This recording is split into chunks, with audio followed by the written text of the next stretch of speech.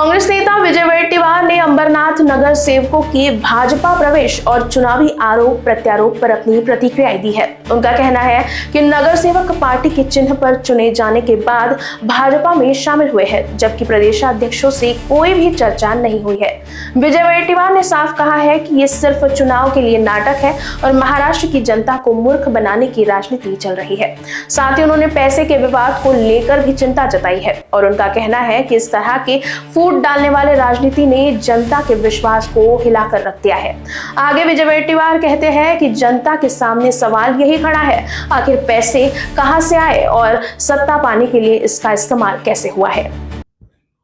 नाही, या संदर्भात प्रदेश अध्यक्षांच्या बरोबर काही चर्चा झालेली नाही आणि आम्ही हे सगळ्या बाबी प्रदेशाची चर्चा करू, परंतु पक्षाबरोबर चिन्हावर निवडून येऊन अशा प्रकारचा अधिकार कोणालाही स्वतंत्र नाही आणि जो निर्णय काही घ्यायचा आहे मरणाच्या संदर्भात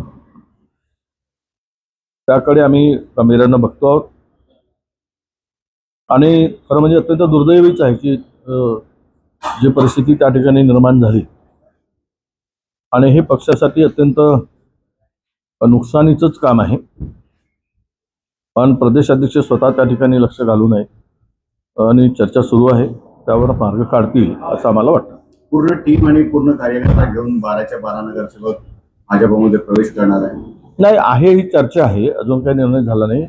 प्रदेशाध्यक्षांच्या संपर्कात ती सगळी मंडळी आहेत, ते चर्चा करत आहेत आणि त्यातून योग्य मार्ग निघेल अशी आशा आहे। राज ठाकरेंनी असा आरोप केला की अजित पवारांचे एक बैलगाडीवर पुरावे होते विरोधात, आता ते कुठे आहे? नक्कीच हा विषय येणारच। आता एकमेकावर कुरघळ्या खूप मोठ्या प्रमाणात सुरू आहेतच।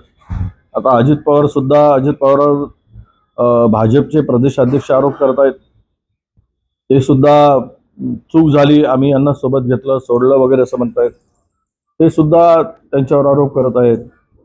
हे आता निवडणुकीपुरतं आहे की याच्या निवडणुकीच्या नंतर यांचा काय रोल आहे, काय भूमिका असेल हे आता सांगणं कठीण आहे।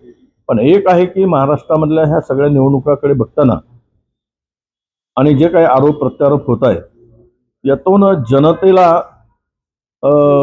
सगळं कळायला लागलं की जेवढे काही भ्रष्टाचारी लोक आहेत किंवा आरोप होते अशा लोकांना भारतीय जनता पक्षामध्ये सहज सामावून घेतलं जातं आणि त्यांना सोबत घेतलं जातं, त्यांना सत्तेत वाटा दिला जातो आणि मग पुन्हा निवडणुका आल्या की एकमेकावर आरोप करून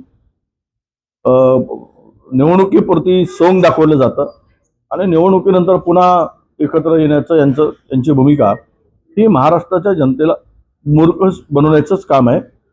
तो मूर्ख समजून स्वतःला शहाणे समजतायत असा त्याचा अर्थ होतो। लोकवाहिनी न्यूज के लिए अविनाश तोतड़े की रिपोर्ट।